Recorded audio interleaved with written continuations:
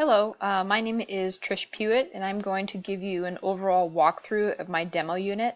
So my demo unit is using GeoGebra to solve geometric proofs involving parallelograms. And so when you first enter onto my demo shell, this is what you're going to be seeing. So overall announcements for my class and just very general things. So link to whenever we have a live class meeting, just an overall welcome of what's going on in the class, and of course if there's any questions, feel free to contact me via my email, but it's just a general overview of what's going on in the class when you first sign on.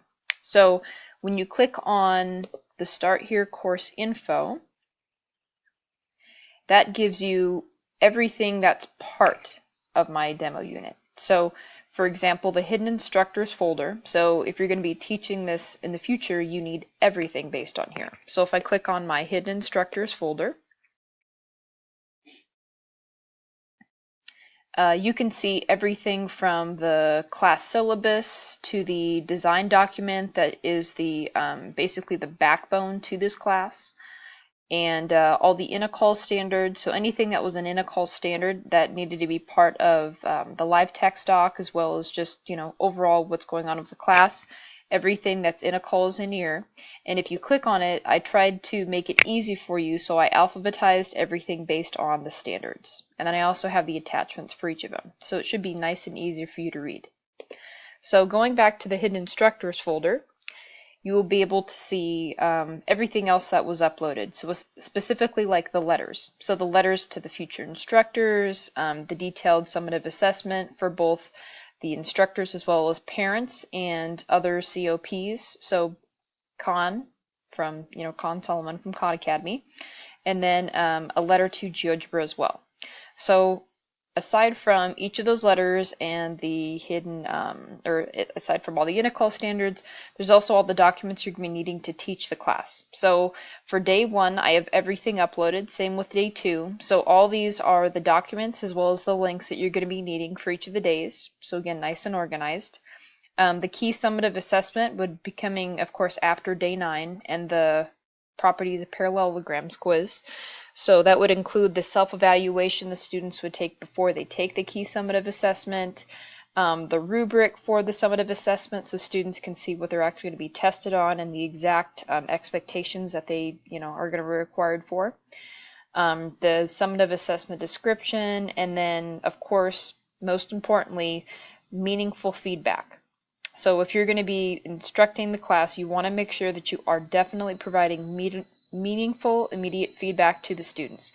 Otherwise, they're not going to be learning, and it's, of course, the pace that you want them to learn. So definitely make sure you're providing the meaningful, immediate feedback.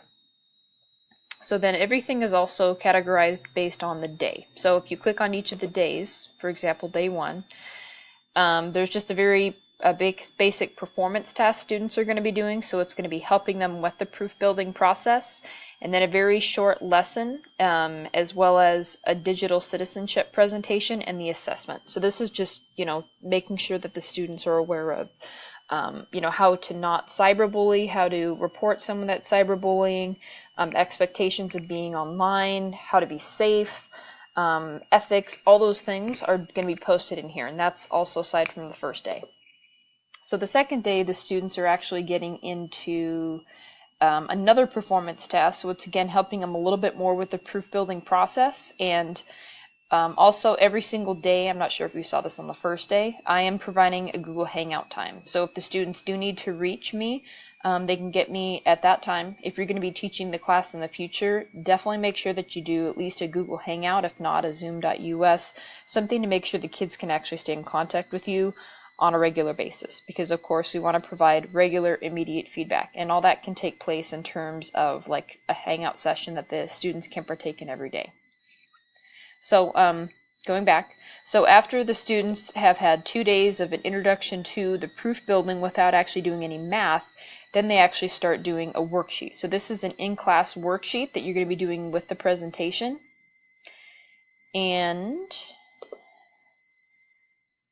we again get into proof building. So if you haven't already guessed, proof building is a very complex thing. So that's why there is so much time dedicated to showing students the correct way and incorrect way to doing a proof.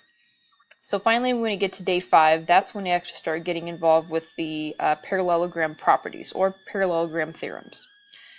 So the first one is opposite angles of a parallelogram. So there's a lesson as well as students are going to be using GeoGebra on it, and there is a video embedded in there as well that the students can watch and see how the 2-column proof for opposite angles of parallelograms are done. And then we actually get into practice problems that use that proof. So here's the independent practice, and then this is where the students drop it in. So the independent practice drop box, the students will be getting the homework in class. When they are done with the homework, they can use their smartphone, a Chromebook, something to actually take an image. And so Genius Scan is a great way to do that. So you can just take Genius Scan, which takes any picture and automatically makes it a PDF, which can then be uploaded. So I'm going to prefer students turn it in that way. If not, they can turn it in by hand. But if they turn it in electronically, you can check the day before the following lesson to make sure the students have all the concepts met. If not, you really need to make sure that you're going over a particular misconception that they may have or just different problems you're noticing. So the next day is dedicated to the next proof, which is opposite sides of parallelogram. So just like before, there's going to be a lesson in class. There's going to be a video that shows students how to use it, and then of course this instructor will be doing it with them. And then there's independent practice, and of course the drop-in. So the 7th day is going to be the third, which is diagonals of a parallelogram. So then, just like before, we have the lesson, we have the independent practice, Dropbox, and then finally on day 8, the students have the final theorem that they're going to be responsible for knowing with parallelograms. So that's going to be the rectangles are parallelograms with, of course, the lesson and independent practice, doing everything with GeoGebra as well as doing some work by hand to make sure they understood the concept. And then also there's going to be a discussion board that's attached to this. So at this point, all the students have every single property for the parallelograms. They've done everything in class. They've practiced using GeoGebra. They have had independent practice, so they should be very familiar with each of the properties. And then the following day, which would be day 9, the students are actually going to be constructing a real-life parallelogram in class. So to prepare them, I made a discussion board that the students would click on after they would finish the independent practice. That's just kind of giving them the opportunity to discuss with peers. So to kind of come up with an idea or general of how you're going to be able to construct the real-life parallelogram using all the properties that you've been using in class. The students are going to be given actual tools to create them and basically prove that they've actually made a parallelogram based on all the properties that they've studied. So this board is really going to be helpful to them because they're going to be getting feedback from their peers. So, for example, if I come up with the overall overview of how I want to create the parallelogram, and then I have a classmate that says, oh, I like your idea, but make sure that you're doing this, make sure that you're doing that. It's going to be really powerful for the kids. So on the day 9, that's when students are working in pairs to create a real-life parallelogram. And so that performance task is right here. So they're going to be given tools in order to do them in class. So like a protractor, a ruler, masking tape to block off the sides of the parallelogram, and so on. And then they're going to be working with a peer to, by the end of the period, prove that they've constructed a parallelogram and they've met all the properties. So then then the following day after this, they're going to be doing their key summative assessment. So it's a huge assessment, but it's going to be definitely demonstrating mastery of the standard. So to prepare them, I've made a properties of parallelograms quiz, which is a graded quiz out of 17 points. And then the quiz, the students take that is for a grade, and then they do their overall summative assessment.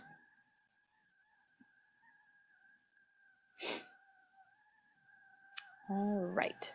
So the summative assessment description is right here. So I'll just go ahead and click on that. Here we go. So the students are going to be, let's open that up. There we go. So the students are going to be creating all their parallelograms, just like, or not the parallel, all the theorems for the parallelogram. And it's going to be based on using GeoGebra. So they've used GeoGebra every single day in class, and they should be very familiar with making all the making sure all the properties have been met for parallelograms. So they're going to be using GeoGebra to create their own two-column proofs from basically scratch, quote unquote.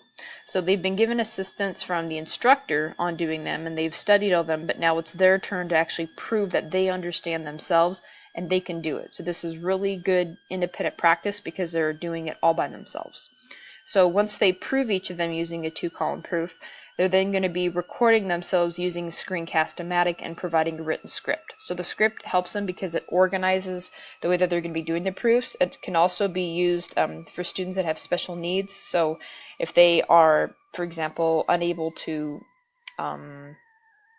hear, so that can be translated to them, or if they're unable to read, that can be translated to them. So that's why the script is very, very important for their narration.